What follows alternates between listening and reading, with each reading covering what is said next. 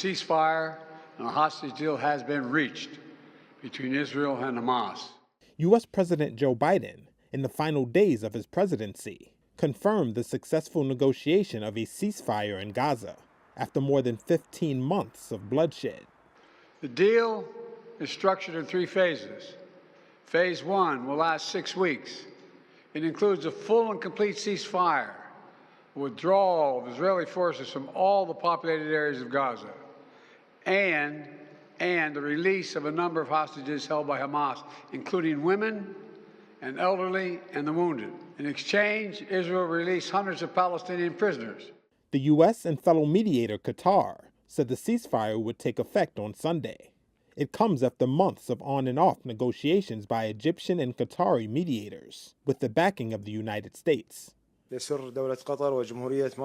a news conference in Doha, Qatar's prime minister said the deal includes the release of 33 Israeli hostages, including all women, children, and men over 50 years old. Israel's acceptance of the deal will not be official until it is approved by the country's security cabinet and government. An Israeli official said votes were slated for Thursday. On the streets of Tel Aviv and in Khan Yunis, Israelis and Palestinians both celebrated the news. We are happy with this victory because the Palestinian people simply want their freedom. Freedom for the Palestinian people. We don't want anything but freedom and to live with dignity without occupation.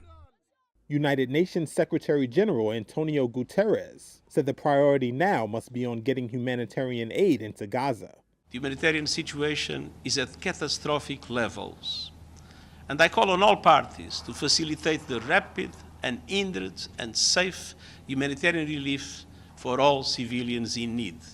On October 7, 2023, Hamas-led gunmen broke through security barriers and burst into Israeli border area communities, killing 1,200 soldiers and civilians and abducting over 250 foreign and Israeli hostages.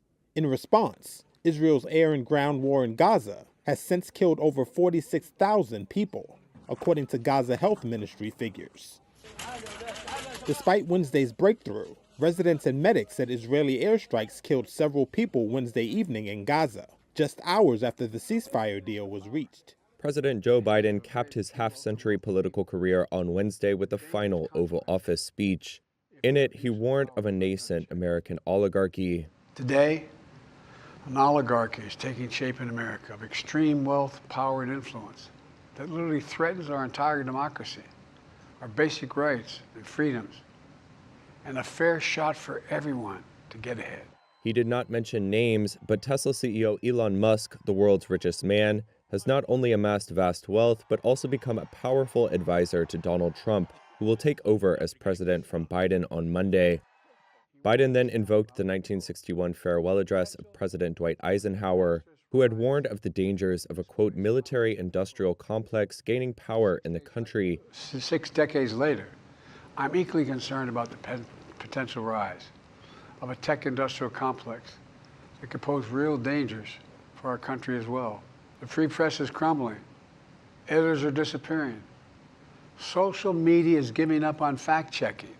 Biden's comments came after social media company Meta Platforms recently scrapped its U.S. fact-checking program and reduced curbs on discussions around contentious topics such as immigration and gender identity.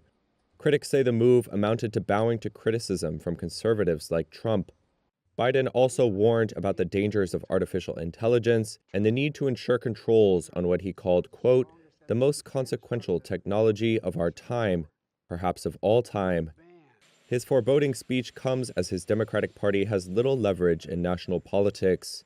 Meanwhile, Trump has nominated a slate of cabinet members who have pledged to upend traditional American alliances and governing norms. Chinese officials and automakers are eyeing German factories slated for closure.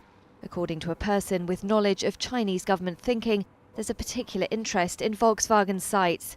Buying a factory could allow China to build influence in Germany's prized auto industry. Chinese companies have invested across a range of industries in Europe's biggest economy, from telecommunications to robotics, but it's yet to set up traditional car manufacturing there, despite Mercedes-Benz having 2 large Chinese shareholders.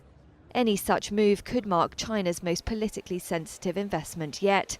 VW has long been a symbol of Germany's industrial prowess, now threatened by a global economic slowdown hitting demand and a creaking transition to green technologies. Building cars in Germany for sale in Europe would allow China's EV makers to avoid paying EU tariffs on electric cars imported from China.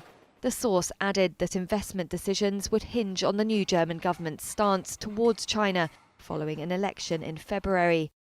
VW is exploring alternative uses for its Dresden and Osnabrück factories under a cost-cutting drive to pare back its German operations. Blue Origin's giant New Glenn rocket blasted off from Florida Thursday morning. It was its first mission to space and a giant leap for Jeff Bezos' company as it aims to rival Elon Musk's SpaceX in the satellite launch business. New Glenn, standing at 30 stories tall with a reusable first stage, launched from Cape Canaveral in Florida. Its 7 engines thundered for miles under cloudy skies. We got to orbit safely. Congratulations! Hundreds of employees roared in applause when the rocket's second stage made it to orbit and achieved a long-awaited milestone. The rocket's reusable first stage booster was due to land on a barge in the Atlantic Ocean after separating from its second stage, but failed to make that landing. The mission was a culmination of a decade-long, multi-billion-dollar development journey. It marks Blue Origin's first trek to Earth's orbit in the 25 years since Bezos founded the company.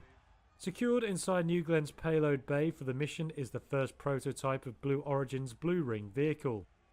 It's a spacecraft the company plans to sell to the Pentagon and commercial customers for national security and satellite servicing missions. Bezos watched the launch from a few miles away in Blue Origin's mission control room. New Glenn is expected to press ahead with a backlog of dozens of missions worth hundreds of millions of dollars. It includes up to 27 launches for Amazon's Kuiper satellite internet network that will rival SpaceX's Starlink service. New Glenn is the latest US rocket to debut in recent years as governments and private companies beef up their space programs.